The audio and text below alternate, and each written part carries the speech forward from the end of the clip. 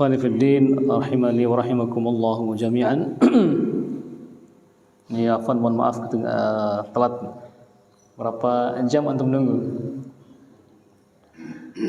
Masya Allah. Ini sebenarnya gara-gara kopi ini. Jadi ini di antara adab kita bertamu ketika disuguhkan, ya, ketika disuguhkan kita harus meminumnya, karena kecuali kalau belum disuguhkan ditanyakan baru kita boleh, tapi ketika disuguhkan maka kita harus meminumnya walaupun dia sedikit. Tapi sedikit itulah yang luar biasa, masya Allah. Sebenarnya itu sudah ngantuk sebenarnya malam. Tapi dengan minum kopi luar biasa itu. Dari Toraja lagi kopinya ya. Jadi sampai di rumah itu sudah berbaring bolak-balik belum bisa juga. Coba keluar nongkrong sama orang-orang situ, ingin bisanya ngantuk, tapi nggak ngantuk juga. Pas balik ke rumah juga masih bolak-balik nggak bisa. Coba baca tab, buka tab, nggak ngantuk juga sampai jam 2:30 itu malam itu. Baru coba lagi, alhamdulillah, masya Allah. Pas lihat jam, masya Allah, ada miss call dari Abu Khasyak. Dan juga dari Hashim nih, masya Allah.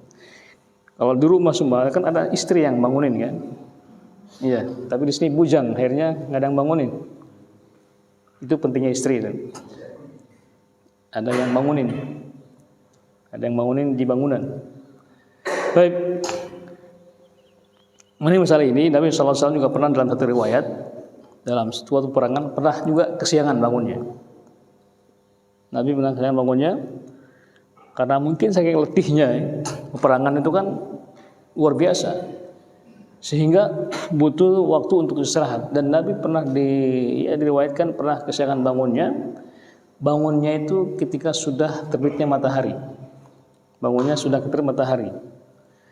Kira-kira apa yang dilakukan?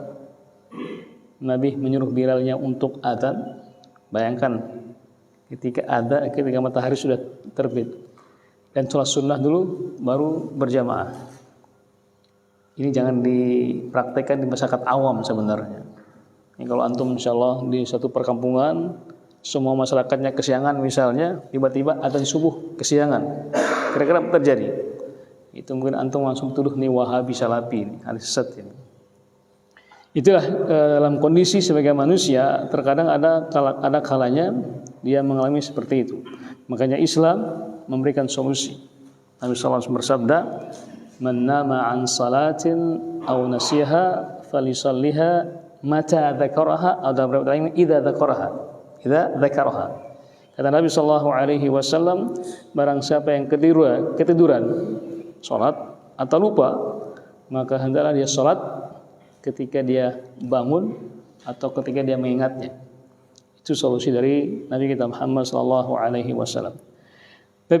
Pada pagi hari ini kita akan mencoba membahas ayat di surat Al-Baqarah, ayat yang ke-183, kemudian 82, kemudian juga 83, 84 dan 85.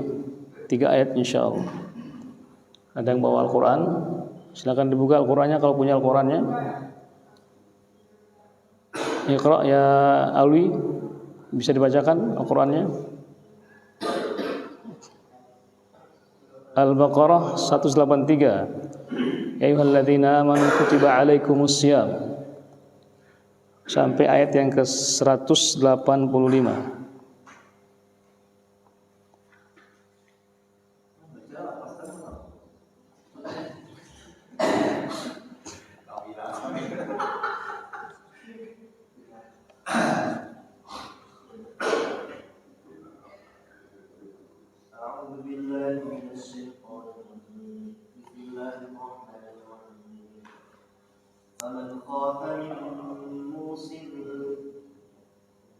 Nggak apa, terus. Lanjut.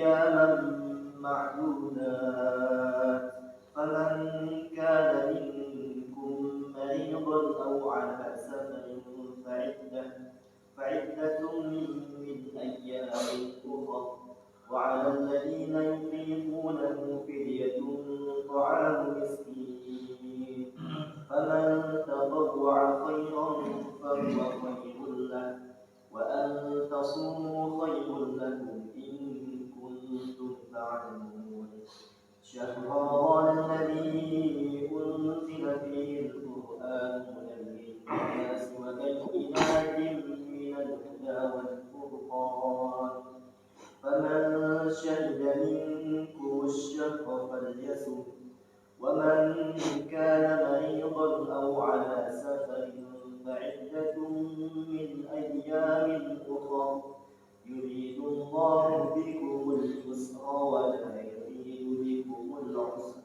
ولتكملوا العدة ولتكبروا الله على ما هداكم ولعلكم تشكرون. Hasbuk, ahsant, barakallahu fiik. Tapi di ayat ini, ayat yang 183, kalau kita baca berapa ayat sebelumnya itu, Allah Subhanahu wa taala berbicara tentang qisas dan wasiat. Sebelumnya itu dengan diiringi dengan setelah itu Allah Subhanahu wa taala memerintahkan kita untuk melaksanakan ibadah yang begitu agung, yaitu berpuasa. Ya ayyuhalladzina amanu kutiba alaikumusiyam kama kutiba alal ladzina min qablikum la'allakum tattaqun. Ayat ini dikatakan madaniyah. Kenapa dikatakan madaniyah? Apa perbedaan makkiyah dengan madaniyah? Ada yang tahu? Itu di Madinah.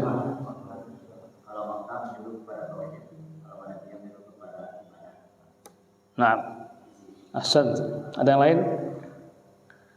Ya, betul semuanya. Ada berapa macam ciri-ciri ayat madaniyah itu dan juga makkiyah. Itu di antara. Ada yang tahu? Nah, yang lainnya?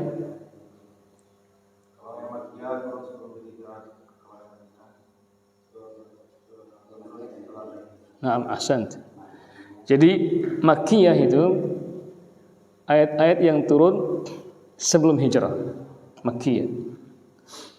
Kemudian kalau madaniyah ayat yang turun setelah hijrah. Ada yang mendefinisikan bahwasanya makkiyah itu ayat yang turun di Mekah. Tapi tidak semua juga madaniyah turun Madinah. Tapi ada juga yang ayat yang madaniyah turun di Mekah. Apa contohnya itu?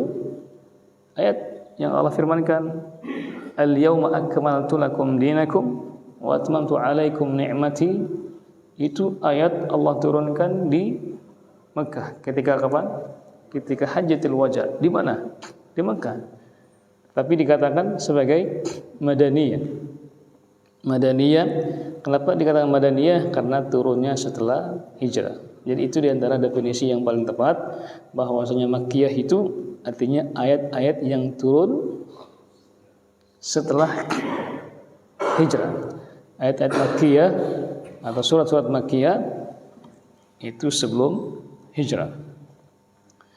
Di sini Allah Subhanahu wa taala berfirman, ya ayyuhalladzina amanu kutiba alaikumusiyam, diwajibkan kepada kalian berpuasa. Kapan Allah Subhanahu wa taala wajibkan berpuasa? Di tahun keberapa? Dari Hijriyah. Naam, ahsan, di tahun kedua dari Hijriyah. Jadi ketika itu baru ada perang Badar, perang Uhud dan yang lainnya itu. Bahkan ada sebagian muslim, bahkan para sahabat ketika perang Badar itu berpuasa. Dan di tahun kedua Hijriah itu, di awal-awal atau fase pertama orang berpuasa itu dua pilihan.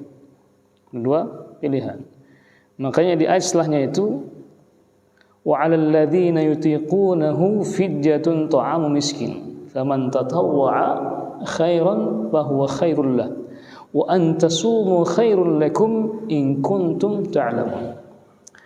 Jumhur ulama tafsir mengatakan bahwasanya ayat ini menjelaskan bahwasanya puasa itu ada dua tahapan. Tahapan yang pertama dikasih pilihan. Yang berpuasa khairul lakum wa antasumu khairul lakum. Berpuasa itu itulah yang terbaik. Tetapi wa 'alal ladzina yutiqunahu, orang yang mampu berpuasa namun tidak puasa. Orang yang mampu berpuasa tapi tidak mau berpuasa, dikasih pilihan. Nah, ketika dia mampu dan tidak berpuasa, maka membayar fidyah. Ini fase pertama ya. Wa 'alal ladzina yutiqunahu fidyatun ta'am miskin. Jadi orang-orang yang mampu berpuasa, namun ketika dia tidak berpuasa, maka dia harus membayar fidyah. Itu tahapan awalnya. Kemudian yang ketiga, Allah menurunkan ayat setelahnya, Syahrul Ramadan alladzi unzila fihi al-Qur'an hudan lin-nasi wa bayyinatin minal huda wal furqan. Kemudian apa tadi? Faman syahida minkumus syahra falyasum. Jadi barang siapa yang hadir di bulan Ramadan menyaksikannya, falyasum, maka ini di sini tidak ada pengecualian. Semua yang mampu berpuasa, ketika dia hadir muslim aqil balik, maka wajib puasa. Kecuali yang tidak mampu tadi, maka membayar fidyah. Bisa ngerti ya? Baik. Bisa paham ya? Jadi itu ayat yang sebelumnya, ayat ma'dudat, menjadi mansukh secara hukum. Kenapa? Di awalnya masih ngasih pilihan.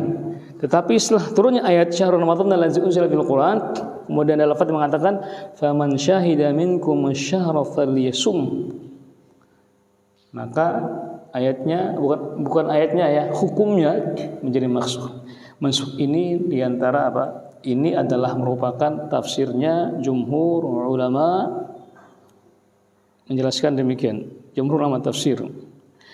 Kemudian di ayat yang ke-183, ya ayyuhalladzina amanu kutiba alaikumus shiyam, diwajibkan kepada kalian as-shiyam.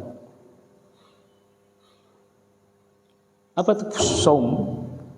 Saum itu as-shiyam bentuk jamak dari saum. Apa itu saum? Ada yang tahu? Ya. Naam, al-imsak. Jadi saum itu masdar dari sama yasum.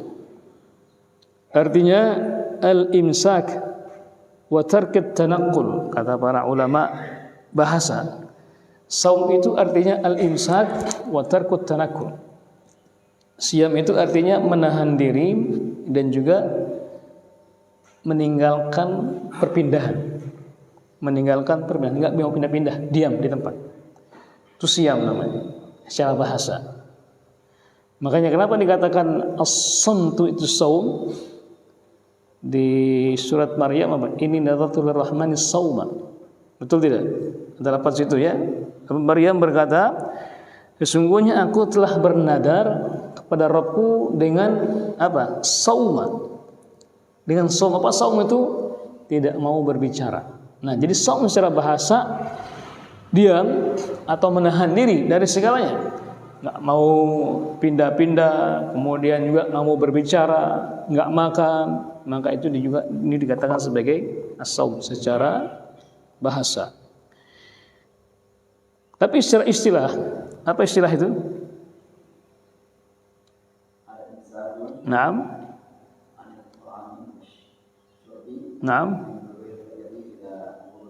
Masya Allah, ahsant. Al-imsaku an sa'iril mubtirat min tulu'il fajri ila ghurubis syams. Jadi puasa itu adalah menahan diri dari kapan?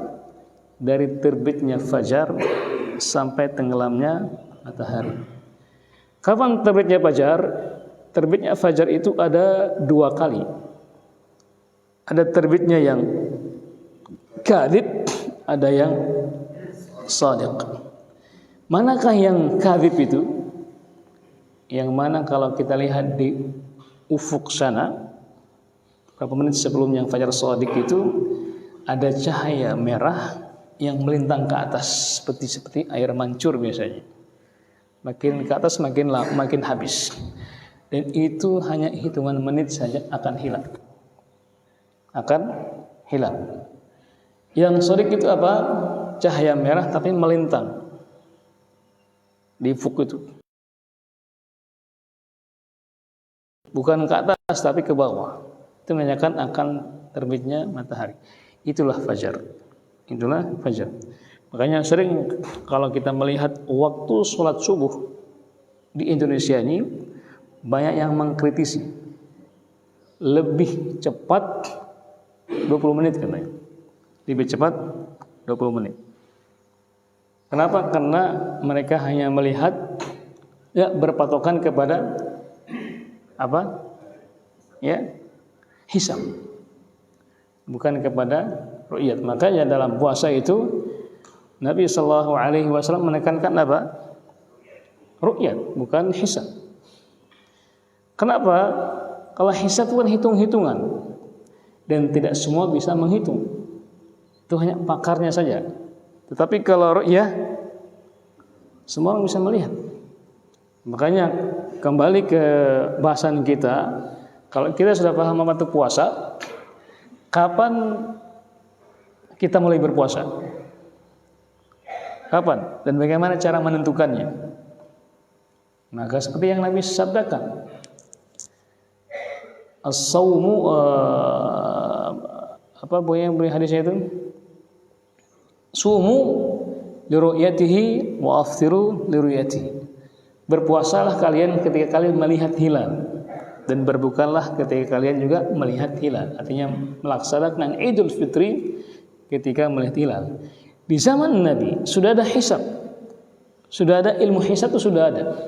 Ilmu falak, perbintangan, ilmu hisab perbintangan sudah ada. Namun kenapa Nabi malah menekankan dengan ru'yah? Karena dengan ru'yah semua orang bisa melihat. Karena dengan hisab tidak semua orang bisa menghisab. Ya, itu hitung-hitungan kan hisab itu. Hitung-hitungan. Dan hitung-hitungan itu kalau kita lihat di atas kertas benar adanya. Hitung-hitungan kan 1 tambah 1 sampai dengan 2. Pasti itu. Ya. Atau misalnya kalau kita dari Alas ke Sumbawa berapa kilo? Alas Sumbawa 70. Ketika orang pergi dari Alas ke Sumbawa ini dengan kecepatan 70 km per jam, maka otomatis dia akan menempuh perjalanan berapa jam? 1 jam. Ya, 1 jam perjalanan. Berarti kalau dia berangkat dari Sumbawa jam 6 sampai sini jam berapa? Jam 7. Itu hitungan namanya. Itu namanya hisab. Salah enggak? Enggak salah. Kita tidak menyalahkan hisabnya. Karena itu sebagai wasilah. Tapi yang dipertanyaannya adalah siapa yang bisa memastikan bahwasannya dia sampai jam 7? Bagaimana cara memastikan dia bahwasannya dia sampai jam 7? Nah, bagaimana cara memastikannya? Bagaimana? Ya, dengan melihatnya. Dengan melihatnya kan, oh dia pasti. Makanya agama dalam berpuasa menyuruh kita untuk melihat bulan itu. Makanya Nabi mengatakan apa? Sumu li ru'yatihi wa afsiru li ru'yatihi. Berpuasalah karena melihat hilal, bukan menghitungnya. Bukan menghitungnya. Kemudian juga dalam sholat misalnya juga, asal muasalnya itu bukan pula karena menghitung sholat 5 waktu itu, juga karena melihat juga, melihat cahaya matahari. Coba kita hitung misalnya, ini antum tahu kalau kita menggunakan cahaya matahari, bisa nggak menentukan awal mula atau masuknya waktu sholat? Ketika sholat zuhur,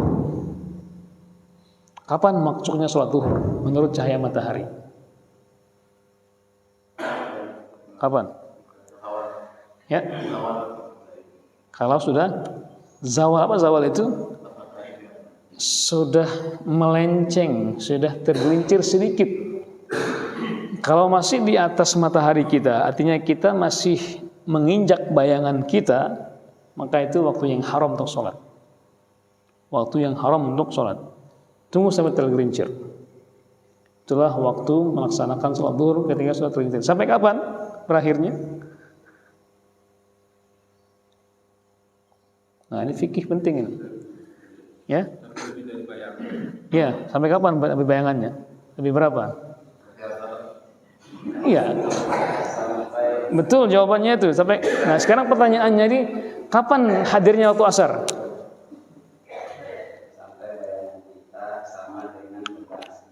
Ya, Hasan. Jadi ukurannya itu bayangan sama dengan benda aslinya. Kalau benda asli 1 meter, maka bayangan 1 meter. Maka itulah batas waktu zuhur.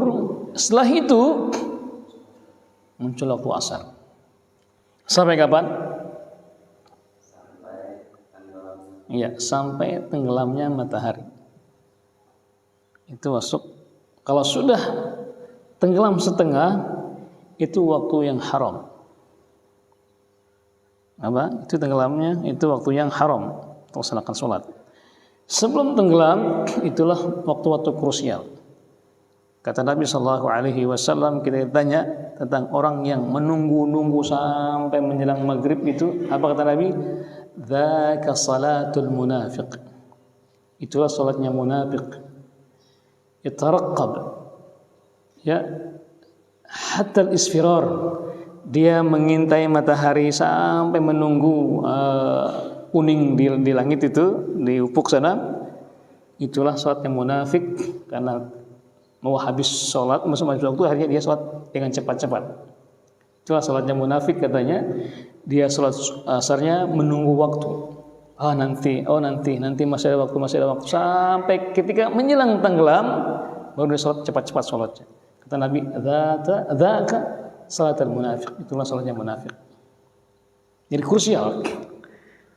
Makanya kalau kita melihat matahari sudah di atas bayangan kita, bayangan aslinya sudah melebihi dari bayangan aslinya, dari benda aslinya, maka sudah berakhir waktu zuhur, masuk waktu asar. Asar sampai kapan? Sampai tenggelamnya matahari. Oke. Itulah namanya waktu masuknya sewaktu buka. Kalau sudah tenggelamnya matahari, maka sudah saatnya berbuka. Walaupun kita belum mendengar orang yang adzan, sudah boleh kita berbuka. Kenapa? Karena kebanyakan dari masjid kita di Indonesia ini, muadzin itu sebelum dia adzan, dia buka dulu. Ya, muadzin itu dia buka dulu sampai kenyang, baru adzan dia. Baru Allahu Akbar. Oh, yang kasihan yang di sana kan, dia nunggu dia soalnya. Dengan dia nunggu dia untuk buka, malah dia buka duluan. Makanya Nabi bersabda apa? Dari terbitnya fajar sampai tenggelamnya, benefit di masih puasa itu sampai ya tenggelamnya matahari. Ya kita mungkin di pegunungan misalnya atau di daerah nggak ada adzan, nggak ada apa, maka dengan tenggelamnya matahari itu, maka kita diharuskan segerakan berbuka. Nah, ini ada perbedaan waktu sebenarnya di daerah kita ini seperti di sini atau di daerah pedalaman sana. Mungkin di sini Batimega ya, kan ketinggiannya beda itu. Termasuk juga beda juga waktu tenggelam matahari. Ini kejadiannya itu ketika ada orang batu lantung Ropang sana protes Kemenang. Karena Kemenang kan biasanya bagi-bagi itu kan jadwal sholat ya. Iya, jadwal sholat itu. Kalau sini ada nggak? Nanti kita bawa, nanti ada di Kemenang. Atau mungkin pas Kepsek Kemenang ke kantor saya minta itu, nanti ada, kita kasih nanti ya sholat itu. Mereka protes. Wah, mengapa nih Kemenang ini katanya? Tentukan waktu masih ada matahari katanya. Jadi waktu maghrib di sana itu di bawah sudah adzan, di sana masih ada matahari. Masa puasa masa kita disuruh buka masih ada matahari, kata wah salah Kemenang ini, salah ditaling. Itu kata mereka. Namun kita jelaskan memang betul di sana agak telat dikit. Kenapa? Karena dia tinggi, makanya agak telat. Saya bilang begini, baru coba Bapak Ibu itu yang akhirkan sedikit maghribnya untuk berbuka. Kenapa? Karena patongannya kan tenggelam matahari, bukan jadwal sholat itu. Kalau antum ke Abu Dhabi, pernah ke sana ya? Anda juga belum pernah. Di sana ada namanya Burj Khalifah namanya. Ada tower yang tingginya luar biasa. Di sana itu pemerintah menerapkan 3 kali jadwal, 3 macam jadwal bukanya. Jamnya beda-beda. Yang di bawah beda, yang tengah beda, yang atas beda. Kenapa? Matahari patokannya. Ya. Jadi yang di bawah itu sudah buka, yang di atas belum. Makanya orang yang tinggal di atas itu ke bawah mereka untuk berbuka. Habis itu naik lagi. Habis itu naik lagi. Ini berimbas juga kepada orang yang safar. Orang yang safar mungkin dia berpuasa. Sekarang kan nggak jadi masalah orang safar puasa kan, karena naik pesawat misalnya. Perbedaan waktu antara Indonesia bagian tengah dengan bagian barat beda nggak? 1 jam. 1 jam. Nah, ketika ada yang berpuasa misalnya, ketika dia terbang dari Lombok misalnya jam 5 sore. Di Jakarta jam berapa? Sampai jam 4. Masih jam 4 kan? Masih jam 4.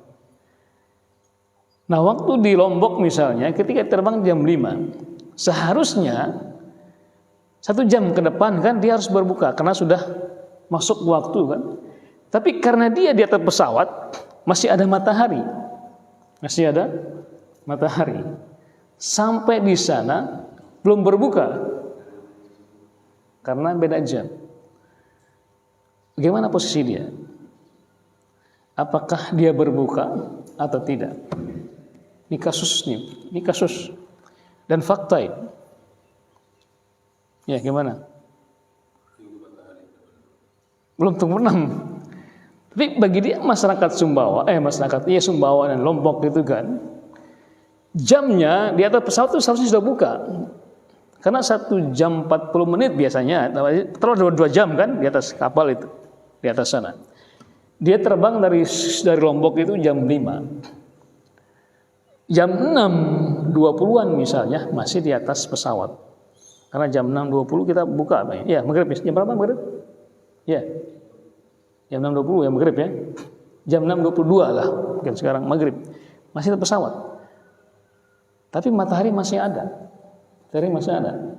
Untuk warga Lombok sudah berpuasa. Tapi karena dia di atas pesawat, gimana hukumnya? Berbuka atau tidak berbuka?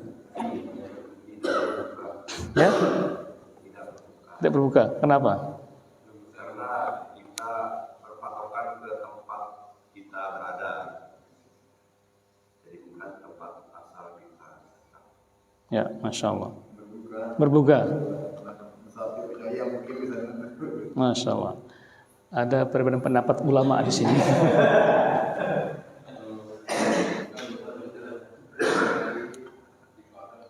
Ya, itulah pentingnya ayat ini. Ya, faman syahida minkumus syahra falyasum. Barang siapa yang menyaksikan puasa itu maka dia berpuasa. Berimbas kepada ini.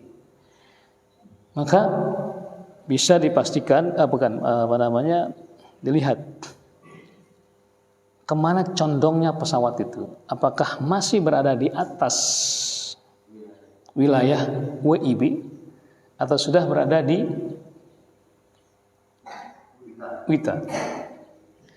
Kalau masih berada di atas, mungkin Bali kan masih WITA itu. Walaupun masih ada matahari, tapi ketika masih berada di WITA, karena dia orang Lombok, orang Sumbawa yang hadirnya ketika berpuasa itu masih di wilayah Lombok, maka masih masuk ke waktu Lombok. Maka ketika dia pesawat masih berada di wilayah WIB, apa terjadi? Maka dia harus masih berbuka maksudnya. Karena sudah tiba waktunya. Bagi orang masyarakat Sumbawa atau Lombok dan masih berada di wilayah WITA ya, atau Witeng, maka dia berbuka walaupun matahari masih ada. Tetapi ketika sudah melewati itu, maka dia harus ikut di sana. Ikut berpuasa seperti warga WIB. Bisa ngerti ya? Harus sabar dulu. Sabar ya. Termasuk juga misalnya ketika dia safar dari Indonesia ke Arab Saudi misal. Indonesia ke Arab Saudi. Ketika di atas pesawat itu perjalanannya 6 jam, 10 jam. 10 jam Pak Haji ya? Iya kalau ternyata 10 jam, 9 jam. Dari Jakarta ke Arab Saudi. Itu di atas pesawat kan? Ya, 10 jam. Berangkatnya biasanya kalau dari waktu kita dulu kuliah itu berangkatnya dari Jakarta tuh jam 2 siang. Ingat berapa perbedaan waktu Indonesia dengan Arab Saudi? 5 jam. 5 jam. Tambah dengan Sumbawa 6 jam apa 4 jam? Bertambah lagi ya. Enggak, yang Sumbawa 5 jam, Jakartanya 4 jam. Iya. 4 jam. Nah, dia berpuasa di hari itu. Siangnya misalnya kan dia berpuasa.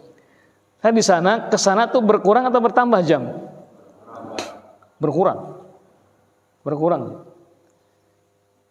Kita sekarang sudah jam 7, di sana masih kurangi 5 jam. Ya? Jam 2. Ya. Dini hari. Nah, ketika dia terbang jam 2 misalnya, sampai di sana tuh masih ada matahari. Seharusnya dari jam 2, berarti jam 2 4 jam berikutnya kan dia harus berbuka karena sudah maghrib di waktu apa? Di waktu Asia kan. Nah, ketika dia masih di waktu Asia, maka dia harus berbuka. Tapi alhamdulillah di atas pesawat kalau di Saudi Airlines, masya Allah, kita diberitahukan sudah saatnya berbuka. Anda sudah melewati ini sudah saatnya waktu maghrib. Ini sholat. Kebayangkan kita di atas pesawat, nggak tahu waktu kan? Tapi diingatkan oleh pilotnya atau pramugarinya ya, yang luar biasa, masya Allah. Diingatkan, sudah masuknya waktu subuh, waktu zuhur, diingatkan. Alhamdulillah. Itu nggak jadi masalah. Yang masalah itu adalah ketika ada perbedaan penentuan awal Ramadan dan berakhirnya Ramadan. Ini kasus juga, atau studi kasus ini, Anda tidak menyentuh hukumnya, tapi kita sering ke kasusnya, yang mungkin jarang orang yang menyentuhnya. Kasusnya itu apa? Ketika Indonesia misalnya belum mengumumkan puasa, belum. Tetapi Arab Saudi sudah mengumumkan puasa misalnya, sudah mengumumkan puasa. Sehingga orang Saudi sudah puasa 1 hari, orang Indonesia belum, misalnya kan begitu, belum. Nah, ketika dia safar ke sana, di hari sampai hari berikutnya, bagi orang Arab Saudi sudah puasa 2 hari. Bagi dia yang baru sampai baru 1 hari. Ngerti ya? Paham gak? Nah, ketika di akhir puasa, ternyata puasanya itu 29 hari. Bagi warga masyarakat itu puasanya tapi bagi dia 28 hari. Padahal puasa itu kan harus sebulan penuh. Dan sebulan penuh itu kalau nggak 30, 29. Nah, bagi dia kurang 1 hari. Bagi dia kurang 1 hari. Esoknya Idul Fitri. Bagaimana kondisi dia?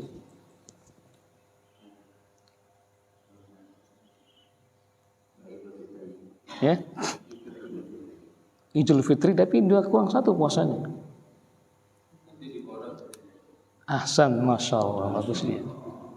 Luar biasa, cerdas. Berarti yang muda ini nggak ada apa-apanya, masya Allah. Tuh, ini kok nggak arah ke sana gitu yang muda-muda ini, masya Allah. Itu pentingnya kearifan lokal, bukan itu pentingnya usia. Makanya jangan kita mengalahkan orang yang tua itu. Jadi mereka lebih cepat dia pikirnya.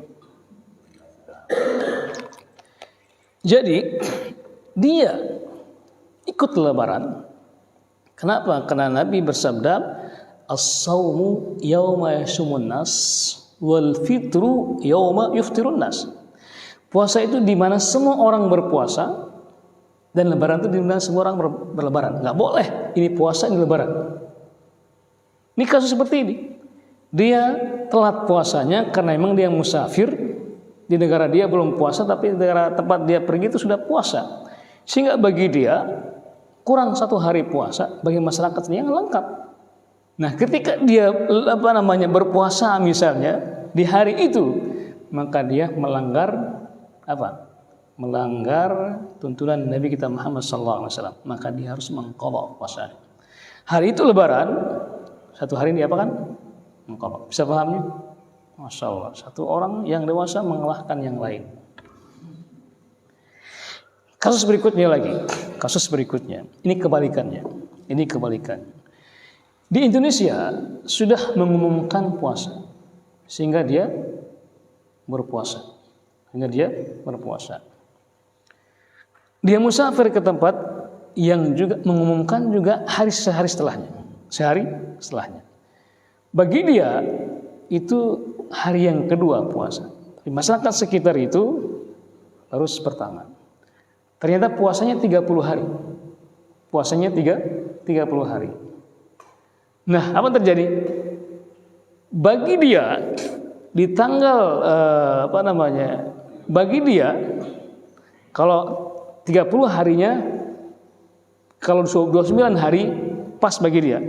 Karena bagi dia 30, bagi masyarakat sekitar 29. Tapi bagaimana kalau tempat itu mengumumkan ternyata 30 hari puasanya? Ya. Dia puasanya 31 hari. Nah, ketika dia berada di 30 hari, yang masyarakat lain itu masih 29 hari. Artinya lebarannya itu masih sehari setelahnya. Tapi bagi dia, esoknya itu 31 hari bagi dia. Bagi dia, kelebihan 1 hari. Gimana tindakannya dia? Puasa atau enggak? Puasa.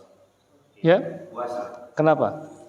Karena tadi mengikuti orang lebaran, kita tidak boleh puasa sendiri. Dan hadis. Kita apa? Hadis. Kan tadi bilang Ya, terus ya. Kalau kita tidak boleh puasa sendiri, orang lain lagi lebaran. Ya, tapi kelebihan puasanya.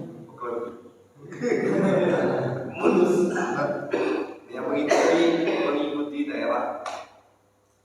Kan tadi balik ke misalnya puasalah kamu kalau melihat bulan dan Ya. lebaranlah kalau melihat bulan. Di tempat itu kan belum melihat bulan, berarti dia masih harus puasa. Nggak bid'ah puasanya. Kan Nabi nyuruh kita kan puasa 30 hari sebelum penuh kan. Tapi ini kepenuhan puasanya. Lebih. Hasan, tapi yang sebelah ini tidak berpuasa. Kenapa? Ya.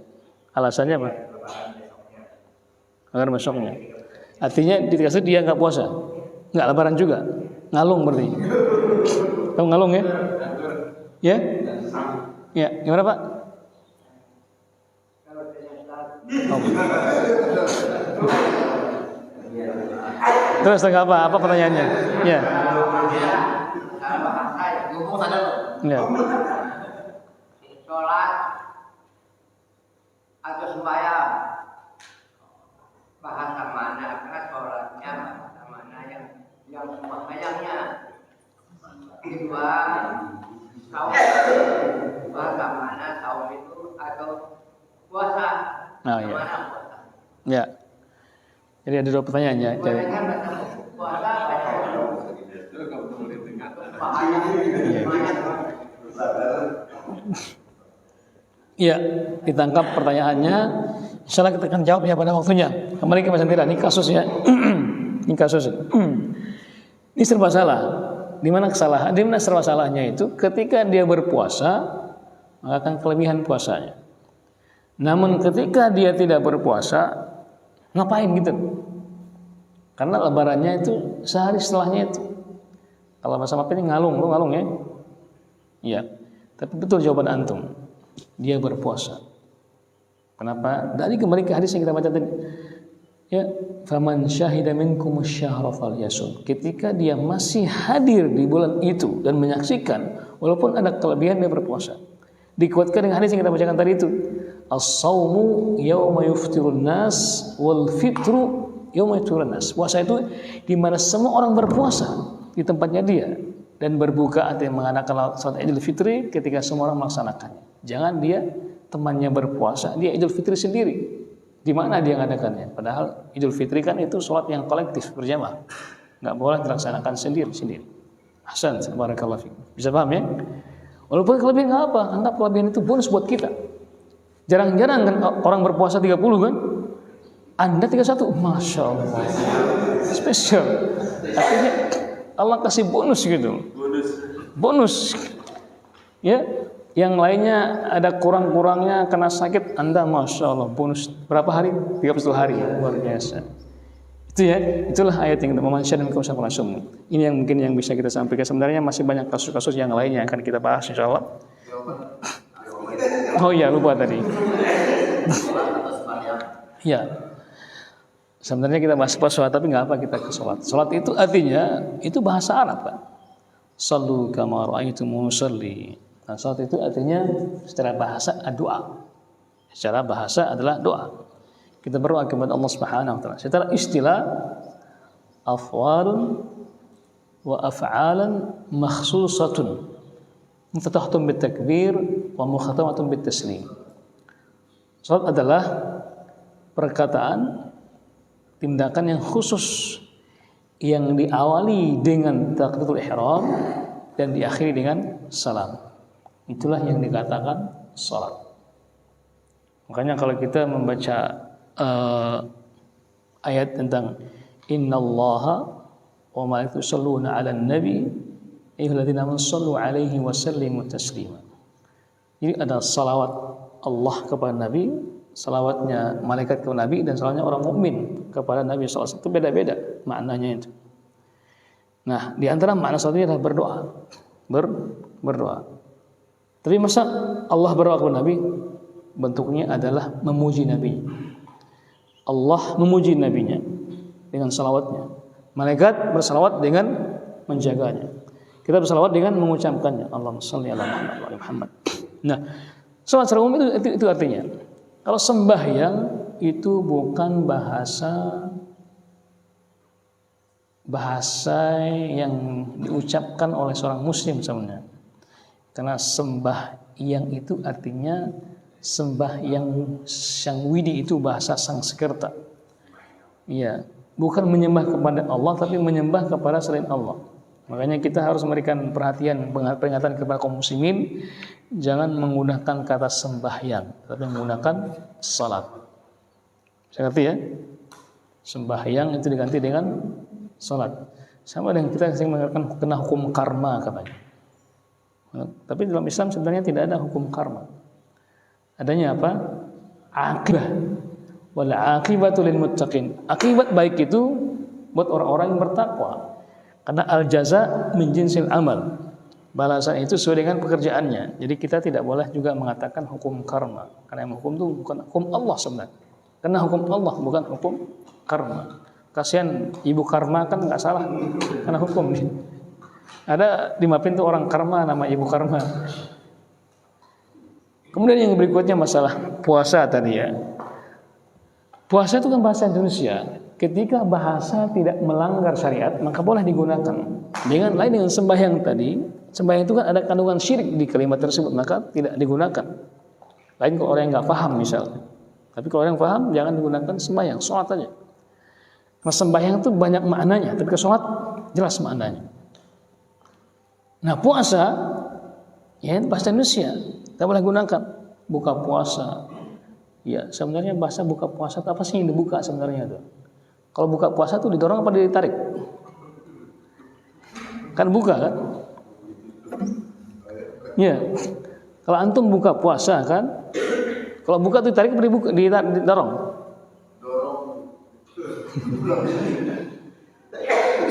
Sama dengan pintu rezeki kan? Pintu rezeki itu didorong apa dibuka? Nah, kan pintu rezeki kan, atau digeser. Pintu ada 3 macam tuh, ada yang didorong, ada yang tarik.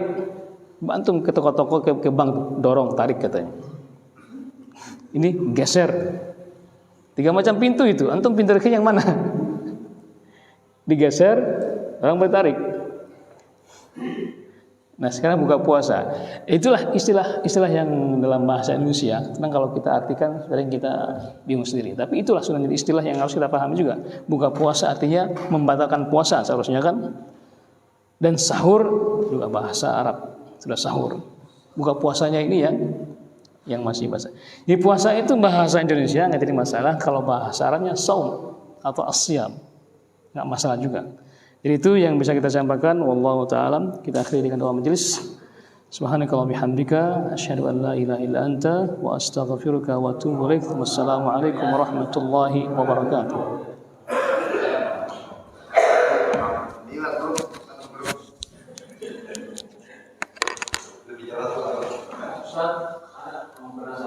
Iya.